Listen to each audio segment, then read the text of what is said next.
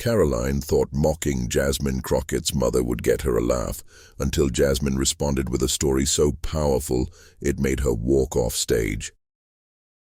There were 8 chairs on that stage in Austin, each one filled, each one carefully selected. It was a forum on youth policy, tomorrow's leaders, today's choices, hosted by a local think tank and broadcast on 3 live stream platforms. The panel was supposed to be a blend of young firebrands and experienced voices, a chance to hash out differences, showcase vision, maybe even go viral. Jasmine Crockett sat near the center, legs crossed, blazer sharp, notes in her lap, but untouched. She didn't need a script, she rarely did. Known for her composure and precision, she had learned early on that being the only black woman in the room didn't mean being the loudest, it meant being undeniable. To her left sat Karoline Leavitt, younger, visibly eager, and known for leaning hard into political one-liners designed to spark a reaction. She wore the kind of smile that dared you to disagree. She wasn't rude, but she didn't mind pushing the edge of that line, especially when cameras were rolling. The moderator, a graying local radio host from Waco, opened with general questions: education policy, youth violence, the impact of social media. Most answers were predictable, lots of phrases like, "We need to have the conversation," and then "let's bring people to the table." Then came a pivot. "We've been talking about young people," he said, "but what about the values they inherit? Who do they come from? What did your parents teach you about leadership?" A simple question, but questions like that cut differently when identity is part of the equation. Karoline grabbed the mic first. "I come from strong stock," she said, chuckling lightly. "My parents are small business owners in New Hampshire. They taught me to speak my mind and not apologize for it." Jasmine didn't flinch. She knew where this was going. Then it happened. Karoline turned to Jasmine and, with a grin that didn't reach her eyes, said, "So Jasmine, where's your mum from, Africa?" The room cracked. Not with laughter. Not exactly. A few people chuckled, the kind of laugh people let out when they're unsure if something's supposed to be funny or not. One panelist looked down. The moderator blinked, unsure whether to intervene. A camera zoomed in slightly, sensing something was shifting. Jasmine didn't blink. She turned slowly toward Karoline, not to confront her, not yet, just to see her fully. Not the version on camera. The actual person who thought that comment was harmless enough to toss out in front of a room full of journalists, students, and elected officials. But before Jasmine could speak, something else happened. From the back of the room, beyond the audience, past the tech tables and camera crew, a woman stood up. She had been seated quietly, alone, hands in her lap. A maroon shawl wrapped over her shoulders, her hair streaked silver. No one had paid much attention to her earlier. She hadn't needed them to. She didn't speak. She didn't glare. She just stood, her chin high, her presence immediately shifting the air in the room. And suddenly, everyone looked, not at Karoline, not at Jasmine, at the woman standing silently in the back. Jasmine didn't turn to look. She already knew. That was her mother, the same woman who sat through every debate team meeting in high school, who once worked 3 jobs and still ironed her daughter's shirts at 2 a.m. The woman who told her, "Make them listen without raising your voice." The silence stretched. Karoline, suddenly unsure of herself, adjusted in her seat and cleared her throat. Jasmine slowly lifted the mic, and for the first time that evening, her voice entered the room. But what she said next would silence every side conversation and make Karoline wish she'd never opened her mouth. You could hear the shift in the room, like a temperature drop, even though the air conditioning hadn't moved. That silence, it wasn't just quiet. It was focused, heavy, alive. People were still staring at Jasmine's mother, still standing at the back, still not saying a word, no eye roll, no frown, just standing like a page in a history book that suddenly came to life. Jasmine held the mic, close, and she didn't rush. "I could answer your question," she said finally, "but that would mean accepting the way you asked it." Karoline shifted again. She was trying to hold the smile, but it had thinned. Her hands were now clasped in her lap, tighter than before. "You asked where my mother is from," Jasmine continued, voice steady. "Not because you care about her story, but because you thought it would reduce mine." The moderator stayed still. He knew better than to jump in now. "She's from Tuskegee, Alabama," Jasmine said, her eyes locked on Karoline. "Not Africa, though if she were, I'd say it just the same with pride. But you didn't ask because you didn't know. You asked because you assumed she didn't belong in this conversation." People were listening now, not passively. They were leaning in, some even forgetting to blink. "She cleaned houses in high school to help feed her younger siblings," Jasmine said. "She waited tables at a diner where the owner made her use the back entrance. She raised me while working night shifts as a nurse and still managed to volunteer at every PTA meeting." Someone in the crowd let out a soft, "And she's sitting right there," Jasmine added, finally turning her head toward the back of the room. Standing, actually. All eyes followed hers. Her mother didn't move, didn't wave, just stood proud and still. "That woman," Jasmine said, voice growing slightly firmer, "taught me that dignity doesn't require a stage or a mic or even a response." Karoline gave a nervous laugh. Too late, too out of sync with the moment. "My mother," Jasmine said, "survived what she did so I could sit in this chair today, so I could answer foolish questions with real stories, so I could remind you and everyone, watching that who you are doesn't come from a zip code or a skin tone or how perfectly you perform for people who already made up their minds." She paused, letting it settle. "She's not from Africa. She's from strength." A beat passed, and that was when it hit the room. This wasn't a clapback. It wasn't a moment of getting even. It was clear. The kind that strips away pretense and leaves only truth. The kind that doesn't need volume to make an impact.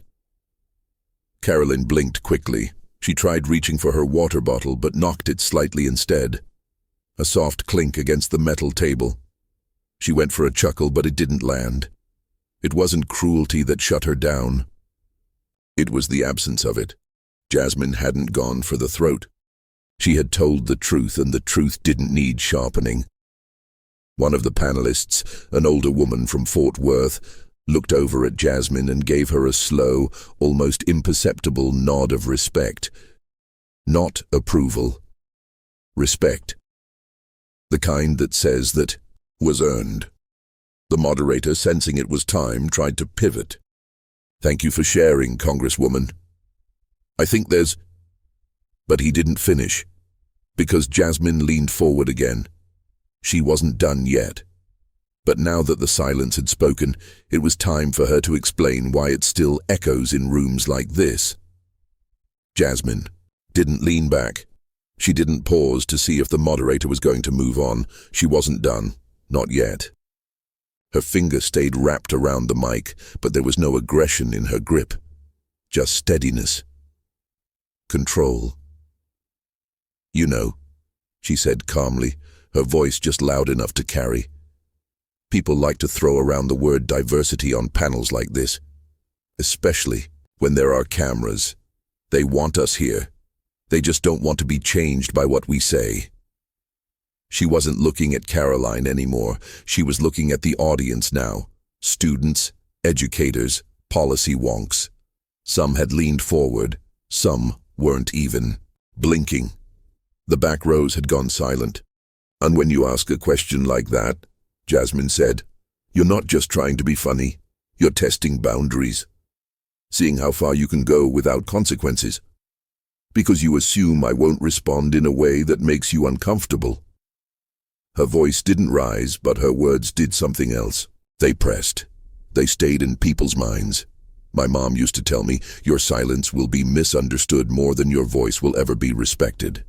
But she also told me, choose the moment when you speak. Make it cost something. A young man, In the front row, maybe a college freshman nodded slightly and whispered to the person next to him, "This is real." Jasmine kept going. "I'm not here because I want people to like me. I'm not here to make everyone feel comfortable. I'm here because I worked for it, and my mother. She sacrificed for it. And when someone tries to flatten her story into a punchline, I owe her more than silence." Now she glanced at Karoline again. "But let me tell you something about that woman standing back there. She wasn't born with much, but she had a spine made of steel. She raised me in a house where we didn't always have heat in winter, but we had books, we had values, we had conversations, not always polite ones, real ones." She looked back to the audience. "And that's what leadership looks like, not tweets, not smug one-liners, but knowing when to speak, knowing when to let silence say enough." Someone clapped, just one person, then a few others joined. It wasn't a roar, it wasn't organized, but it was honest, a ripple of human agreement. Still, Jasmine raised her hand lightly to quiet them. "Don't clap for me," she said. "Clap for her. She's the reason I'm up here." And she did it without ever needing to embarrass someone to make herself look better. The attention turned back to the woman still standing. She still hadn't moved, but now her presence felt like something else entirely. Not just silent strength. Something sacred. Jasmine's tone softened slightly. She told me stories about walking miles to school, about working as a teen and sending half her pay home to help her grandmother, about men who underestimated her, and women who tried to box her in. And still, she never stopped showing up. Karoline hadn't spoken again. Her expression was unreadable now, not angry, not smug, just unsure, like someone realizing she had walked into a moment she couldn't control. "And that's what today's youth need," Jasmine said, bringing it back. "Not just plans and programs and promises, but real models. People who don't flinch when someone tries to minimize them. People who carry legacy without bitterness." She leaned back, finally, just slightly. "I didn't come here to teach anyone a lesson," she said. "But sometimes the lesson shows up, whether you're ready or not." But the most powerful part wasn't what Jasmine said. It was what she was about to reveal next about her mother's past that none of them saw coming. Jasmine sat back, finally resting her voice. The mic was still in her hand, but she wasn't speaking now. Not because she had run out of things to say, but because the weight of what she was about to share needed space around it. She looked at her mother, still standing. "She's quiet now," Jasmine said. But she wasn't always. A few people leaned in again. They weren't ready to let this moment pass. It was like watching someone open a door you didn't realize had been locked your whole life. My mother, her name is Althea Josephine Grant, grew up in Tuskegee in the 1960s. She went to a school where her textbooks were hand-me-downs from the all-white school across town. She once told me about a book she got in 3rd grade that had property of Jefferson High written in faded ink on the inside cover. Pages were torn, answers already scribbled in. She didn't complain. She read it twice. A hush fell over the crowd. She was 12 when she watched her father, my grandfather, get turned away from voting. Not because he wasn't eligible, but because they told him the ballot box had already closed, even though it hadn't. Jasmine looked down for a second, then back up. She never forgot that. She told me, "You'll vote for the both of us one day." Her voice cracked, just a little, enough to make it human. But she didn't stop. When she was 16, she marched in Montgomery. She wasn't looking for headlines. She marched because the school cafeteria ran out of milk for the black students 3 days a week, while the white school down the street had extra cartons to throw out. She said that's enough to march for. People weren't shifting in their chairs anymore. They were still. Jasmine placed the mic down on her lap for a second, then picked it back up again slowly. She married young. My father was in the army. He passed away when I was 8. She never remarried, never had time. She worked, always worked, nights, weekends. You know how people say single mothers are strong, like it's a compliment? It wasn't strength she chose, it was survival. She glanced at Karoline for a heartbeat. That woman back there never asked for a stage. She never got recognition. She didn't do it for praise. She did it because she knew the world wasn't built for people like her to succeed. But she was going to make sure her daughter had a chance anyway. The moderator, to his credit, didn't speak, didn't interrupt. He just let the story keep flowing. She taught me how to check the oil in a car and how to argue my way through a tough classroom. She once told me, always tell your story before someone else tells it for you. That's why I'm talking now. She paused again, but not for drama. I know what it looks like when someone thinks they're making a harmless joke. Jasmine continued. They toss it out there and wait for you to flinch, and if you don't, they try to make you feel like you're the problem for not laughing along. But we've done that for too long, letting it slide, laughing it off, dimming ourselves. Jasmine's eyes met her mother's, and then her mother finally moved, just slightly. She lowered her head in acknowledgement, not approval, just knowing. I come from a woman who knew what it meant to fight quietly, Jasmine said, who knew that the biggest protest she could make was to keep showing up, fully herself. No apologies. The audience was still hanging on her words. Even those who had come for politics were now locked into something else, something deeply personal. She never wanted me to be angry, Jasmine said. She wanted me to be clear about who I am, where I come from, and why I never ever let people like you. She gestured lightly toward Karoline, trying to shrink my story for their amusement. But Jasmine wasn't just talking for herself anymore. What came next would remind everyone in that room what happens when generations carry truth through silence and storms. Jasmine didn't rush. She adjusted her mic slowly, letting her last sentence settle. She had brought them all into her mother's world, without guilt, without shame, without asking for anything. But now she was ready to shift again, this time to truth that cuts deeper. There's this idea, she said evenly, that ignorance gets a free pass if it comes dressed as a joke. She turned her full attention to Karoline now. Some people call it humor, sarcasm. They say relax. It's not that deep, but it is. It always is.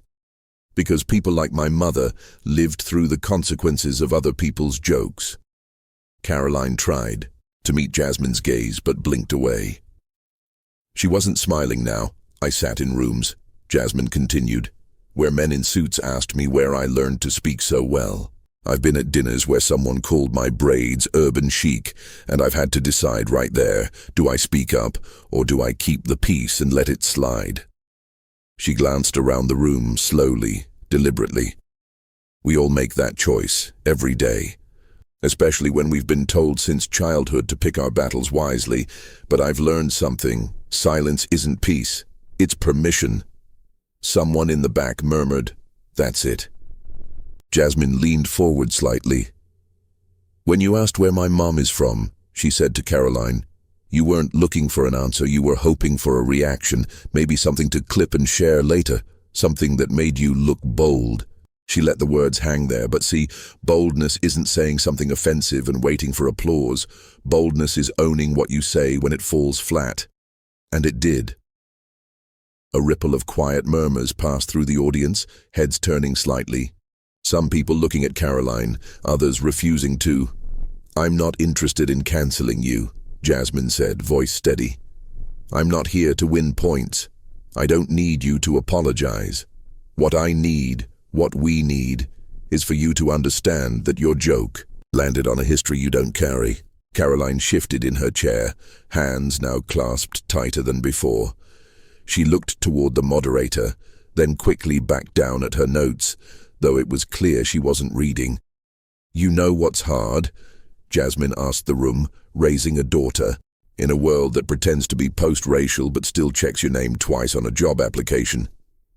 You know what's even harder? Watching someone diminish your mother's existence to a punchline in front of strangers and cameras just to stir the pot. The room was still. Nobody coughed. Nobody shifted. "She didn't come here today to be seen," Jasmine said, glancing again toward the back. "But now that she's standing, I want everyone in this room to remember that image.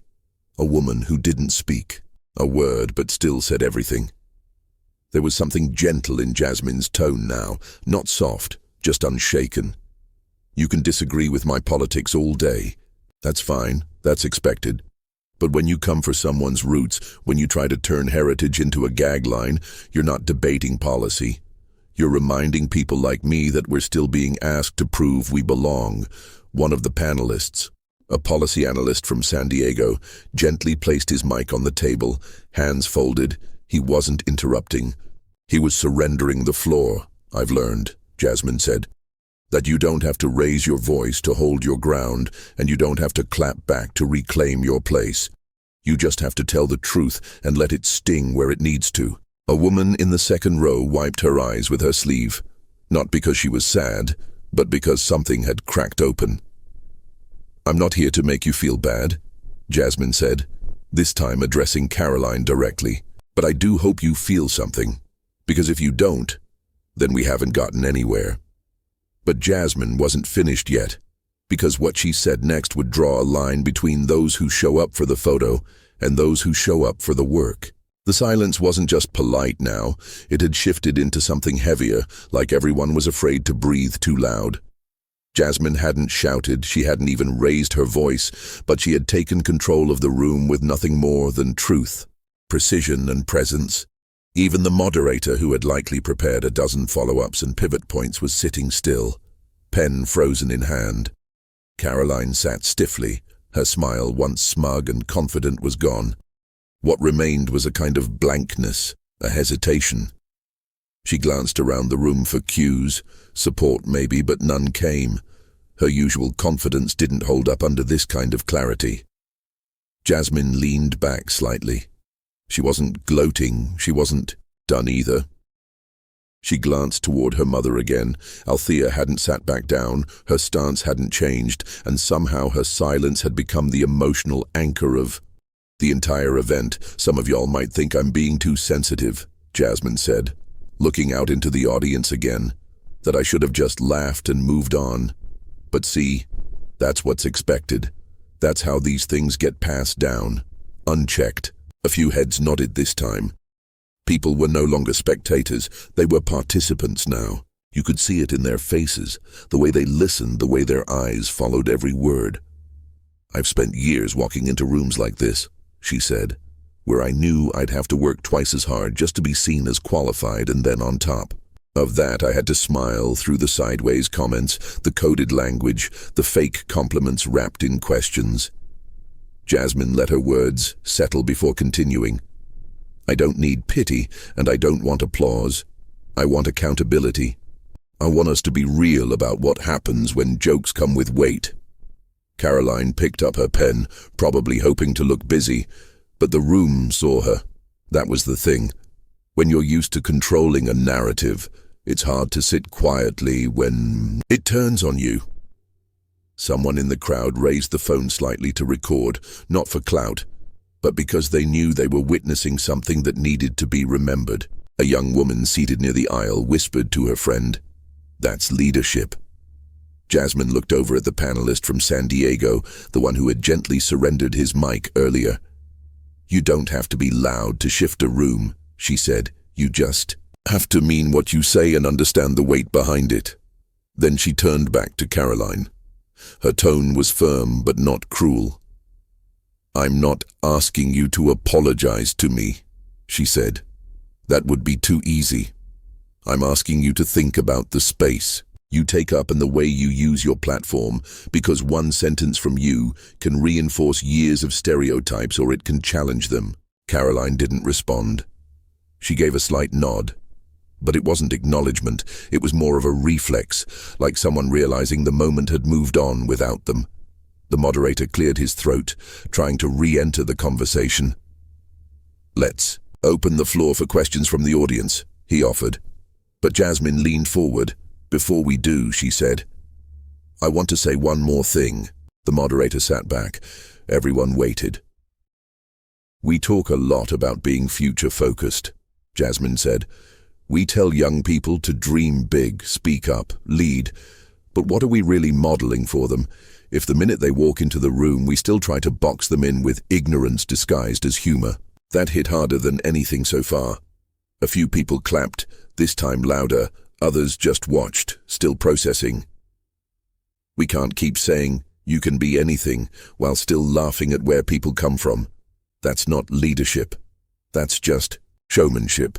She placed the mic down, not out of weakness, but as punctuation, like a final note in a well-played song. But even with everything said, the moment wasn't over yet, because Karoline's next move would say more than any words ever could. For the first time in nearly an hour, Karoline looked like she wanted to disappear. Her arms were crossed now, and the grip she had on her own elbows looked almost like armor. Jasmine hadn't yelled. She hadn't insulted her. But somehow that made it worse. People weren't looking at Karoline as an opponent. They were looking at her like a reminder of how easy it is to speak without thinking, to joke without understanding, to jab at something sacred, and then act surprised when it draws blood. She reached for her water bottle again. Her hand trembled just slightly as she unscrewed the cap. She took a sip, trying to buy a moment, but the moment had already passed her. Jasmine had let her words do what they needed to do. There was no afterburn, no need to drag it further. She had said what she came to say, and now the silence around Karoline spoke louder than any mic. The moderator tried to resume normal programming. "All right, we'll take a few questions from the audience," he said, his voice thinner than before. A woman in the audience raised her hand, but everyone's attention was already shifting to Karoline. She stood slowly, tried to fix her blazer, smoothed her hair behind one ear. She wasn't angry, not visibly, but her expression had changed into something unreadable, like a person searching for an exit that wouldn't draw more attention. But knowing it was too late for that, she leaned toward the moderator and whispered something. He nodded. That's when people knew she was leaving. No excuse, no explanation. She simply gathered her things, notes, phone, the half-empty bottle, and walked toward the side stairs. No one blocked her path, no one called after her. They just watched. Even the cameraman followed her briefly before turning back toward the panel. Unsure if the story had left with her or was just beginning, Jasmine didn't flinch. She didn't glance at her. Her focus remained on the crowd, on the students in the second row, on her mother still standing tall in the back. Like a century, Karoline descended the side steps quietly. Her heels hit the floor of the auditorium harder than expected, sharp, quick taps that sounded more dramatic than intended. She exited through the left side door. Not a slam, not a rush. Just gone, someone whispered. Wow, another said. She really left, but nobody chased the moment. It just lingered behind like smoke after a match burns out. The moderator cleared his throat again, this time less sure.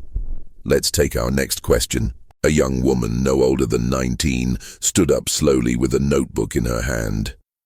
This question is for Congresswoman Crockett, she said. How do you stay centered when you know you've just been targeted? Jasmine looked at her for a long second. She didn't rush the answer. I remember who I'm really talking to, she replied. It's not always the person who threw the insult. Sometimes it's the people watching, wondering what they would have done in my shoes. Sometimes it's the young woman in the crowd asking the hard questions. That's who I speak to. She smiled gently. And that's how I stay centered. I speak through it, not because of it. A few claps, a few nods, and this time, no awkward glances. Althea, her mother, finally began to sit back down, slowly, like the moment had passed, and the weight she had carried quietly all night could finally rest. Jasmine caught her eye and gave her a tiny nod. Just for her, a shared code between women who have been through enough moments like this to recognize when one finally lands the way it's supposed to. But the most unforgettable moment hadn't happened yet, because as the questions continued, Jasmine's final message would bring everything full circle, and it wouldn't be hers alone. The auditorium had shifted. You could feel it in the way people breathed. Slower now, in the way questions were asked.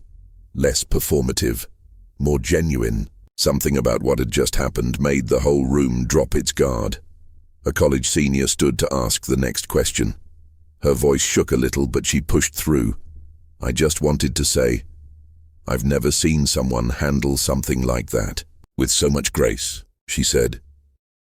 I didn't grow up seeing women who looked like me speak like that, so thank you. Jasmine didn't smile right away. Instead, she took a deep breath, eyes warm, but focused. Thank you for saying that, she replied.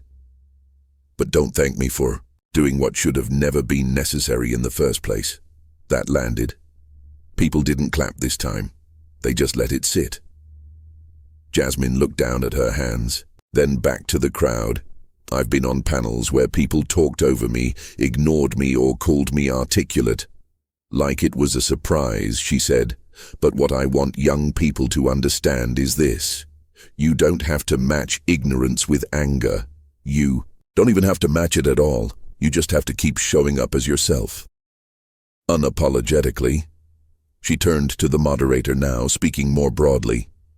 We talk about leadership like it's something polished, like it wears a certain suit or speaks a certain way or has a certain pedigree. But the truth is, most of the best leaders I know never had a platform. They led from their kitchens, from the back of church buses, from hospital break rooms, from library steps. They led without being asked. Her voice was calm again, controlled like she was landing the plane. My mother didn't have a college degree, Jasmine said, glancing at the back of the room again. But she gave me everything a degree can't teach: discipline, self-respect, and the ability to walk through rooms that weren't built for me and still take up space. People were nodding now. Some whispered to each other. A few just stared ahead, not wanting to miss a word. And what I want to say to every young person watching, Jasmine added, is this. Don't wait to be invited. Don't wait to be approved. Just show up. Show up for your truth. Show up for your story, and when someone tries to reduce you to a stereotype, you don't have to yell. Just tell the truth, loud enough to be remembered. There was a pause. Then, for the first time since standing, her mother finally spoke. She didn't raise her voice. She didn't need a microphone, but the room heard her just the same. She was born with a voice. Althea said, I just made sure she never forgot how to use it. It was only one sentence, but it felt like scripture. Gasps, a few hands. Went to hearts, a few eyes welled up. It wasn't